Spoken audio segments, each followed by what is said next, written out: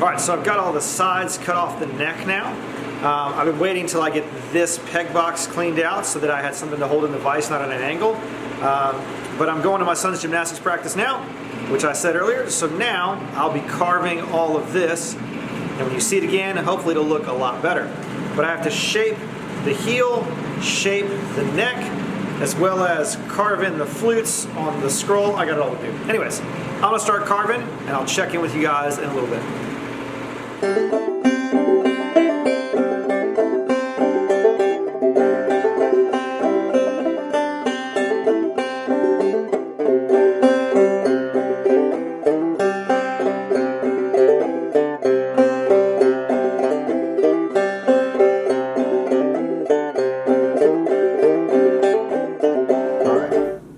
So the basic arching this way is done. So now I need to actually focus on the curvature of going from the center line down to about 4 or 5 millimeters in where the purfling is going to be.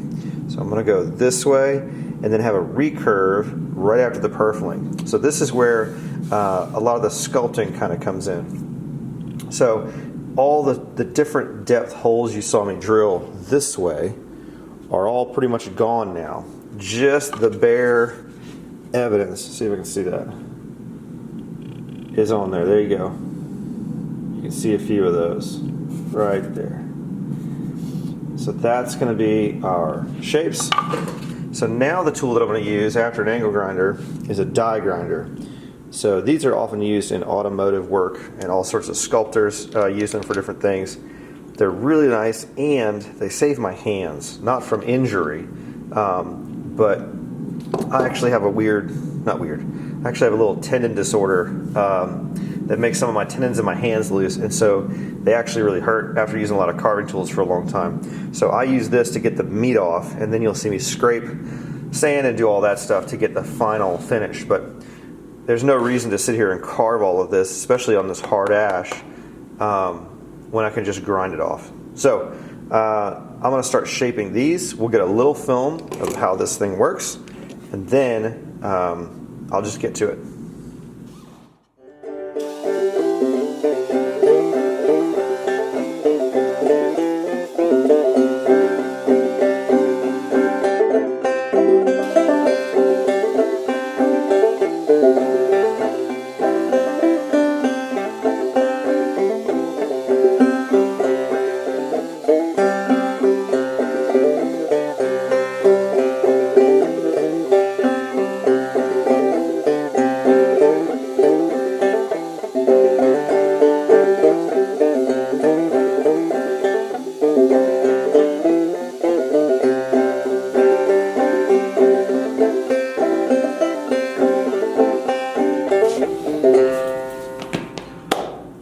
Got our plates to a spot where we're actually going to start doing the purfling, and I'll show you where they are right now.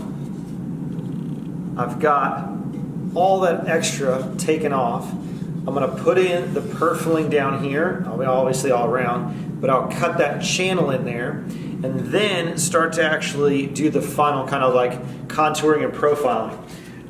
So that's the top plate. The back plate is looking lovely. I'm excited about that grain. Dust all around. But yeah, so these are getting there. But I want to take a second and rant and ramble just for a minute about tool usage and kind of some tradition and a story that goes along with it. So what you're going to see me do is use a combination of tools, power tools and traditional hand tools for cutting this purfling. Now usually purfling is cut with a double knifed little riding blade. It kind of profiles along the edge of the plate and cuts or scores 2 marks all the way around the plate, and then you take a very small chisel and you chisel out that waste and repeat and cut and whatever else is put it in. It's great to do. I've done it on a few violins, but my preferred method is with a Dremel tool or a little miniature router basically, and I will route that channel and then clean it up and make it its final dimensions by hand. I like that way because I feel like I have more control over that, specifically with certain species. So on maple, I will gladly use a cutter, totally fine. On spruce, on the tops, I am just not a fan because of the hard difference between the winter and summer growth that gives it its lovely sound. It chops into it, and it's really kind of not just difficult, but really annoying. So I'd rather take the pleasure of just routing that out and spending my time elsewhere. And some people have a problem with that for some reason. I've had people comment, be like, you're not doing it the right way. And so here's my response to that. On anything else in this rest of the videos, or anything you see me do, people didn't have sandpaper a long time ago. They used to use shark skin, and they would use all different types of things to sand their final, dimensions and things. And if those people had sandpaper now, I believe they would use it. If Stradivarius had the option for some of these tools we have, I think would have used them in his shop to make more violins, to make more money. As long as it doesn't compromise quality. That's where I draw a line. If it compromises quality or integrity of the work, I will never use it. That's why I don't really use 3D printers in a lot of what I do, or CNC routers in a lot of what I do, because I think for me that's a compromising line in my area of work. For other people, I think it's fantastic. But anyhow, so I want to tell you all a story that relates to this. And I have an art degree. I have a couple of them, but my first art degree was from the University of Florida. And I want to tell you a little bit about my first art class I ever had there. I thought I wanted to be a civil engineer when I went to college. And so I went to pursue that.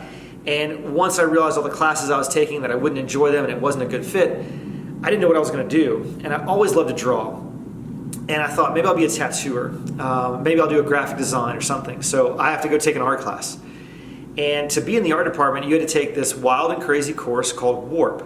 It stood for Workshop for Artist Research and Practice. And it was a very, very intensive class. It met 4 hours Monday, 4 hours Wednesday, 4 hours Friday, and 3 hours on Tuesday. Now, my teachers were Monica and John. They absolutely changed my life for the better. They challenged me in a way no one ever else had. I have tons and tons of stories about them. But I want to tell you one about Monica and John in this painting project. Now, painting and I have never been friends. We're still not friends. I feel like it's drawing with mayonnaise. But anyhow, people love painting, just not me. It's not my thing. Anyhow, so we had to do a painting project. And we had to do a self-portrait. And so I did this self-portrait of this painting. And I was working really late one night. And John came in and was like, how's it going, Dan? Everybody called me Dan back then. How's it going, Dan? And I was like, oh, man, it's just, whew. And he just walks up and looks at the painting and looks at me. And he says, sometimes when you fight a bear, you win. Sometimes the bear wins. He said, know when you're getting your ass kicked and go home. And I got so frustrated and I was like, oh, but he was right. I was like, I just need to take a break, step out, and I left. And in that process, I had an idea. And so in this idea, I thought, you know what? I'm going to transfer an image to a canvas and rework it back and forth digitally and with traditional paint. And I'll display that with a true, full-on painting.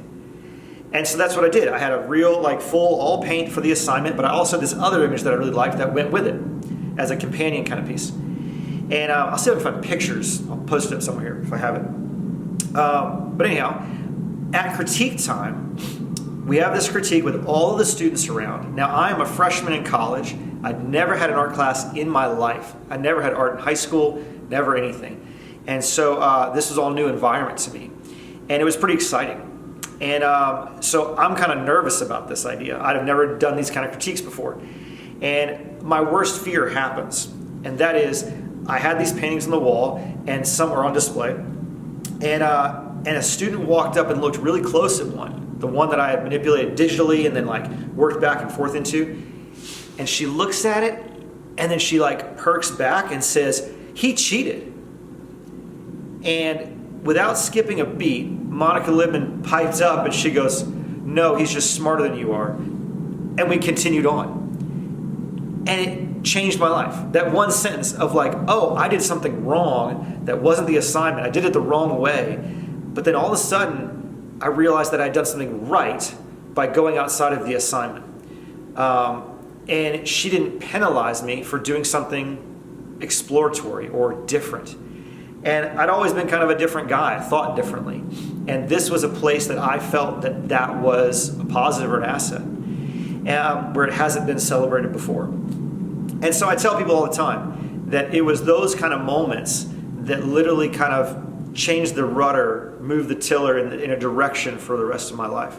So I'm always grateful to John and Monica, and they may not even remember that story. But anyhow, all that to say, when you see me use things that are a little out of the ordinary or not, quote, traditional, know that I think that's exciting. I think that's good. As long as it doesn't compromise quality, I'm for it. So we're going to move forward with some purfling. Thank you for letting me share a story. We'll do the purfling cuts, and then we'll move on. So here's the standard jig setup for cutting purfling with a Dremel or router tool here. I have my little bit that is matched to the size of my purfling. I have a scrap of purfling here to show you guys. So that's what we're putting inside all around. So this will be put in place. So I will now run this all the way around, tracing the edges but not going onto the points because I'll cut all those by hand. So I'm going to run this around in consecutive grooves. So I'll do a groove, lower the bit, do a groove, lower the bit. If you try and do it all at once, especially in something like this ash, it will burn dramatically and it will damage your bit. We don't want to do that. So you'll see me take lots of little passes here, just all the way home.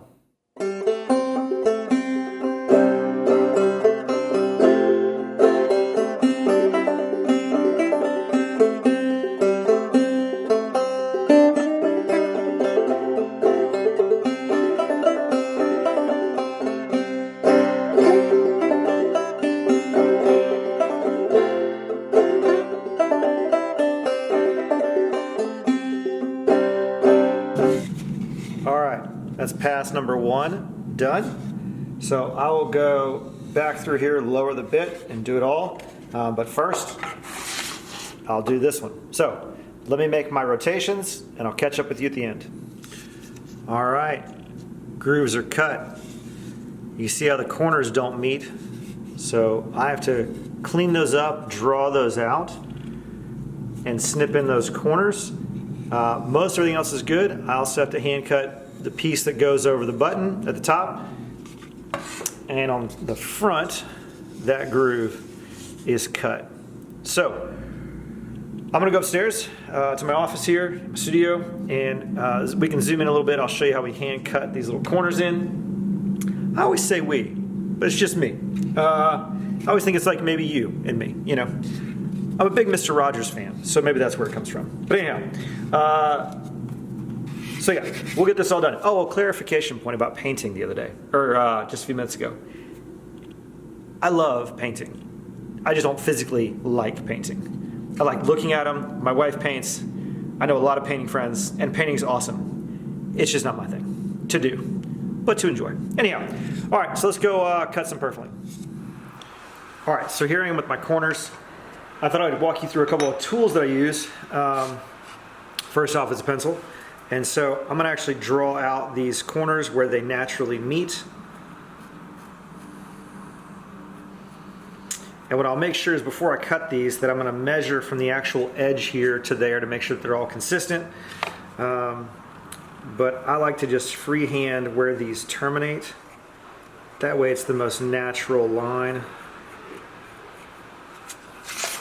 So I'll do this on all my edges.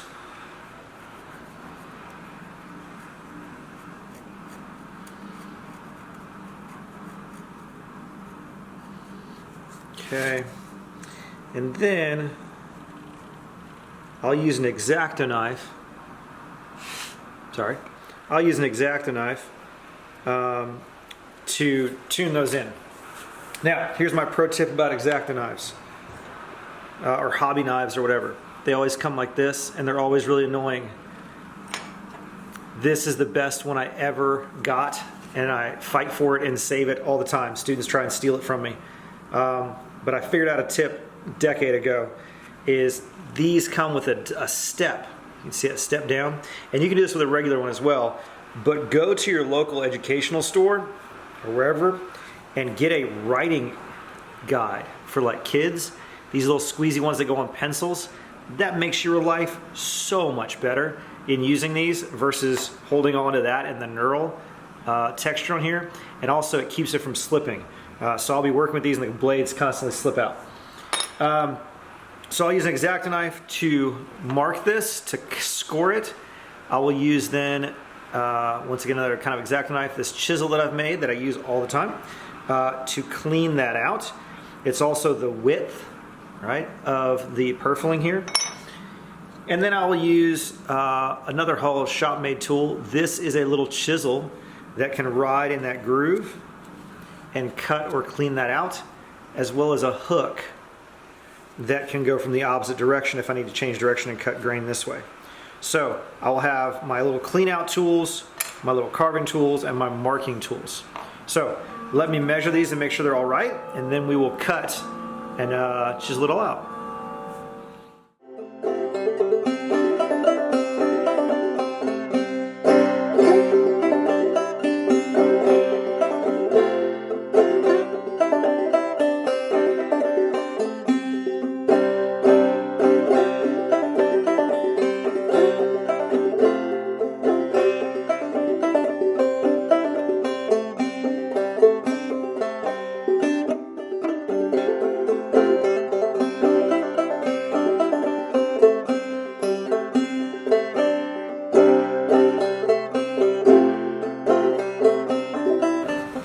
There's one corner roughed out.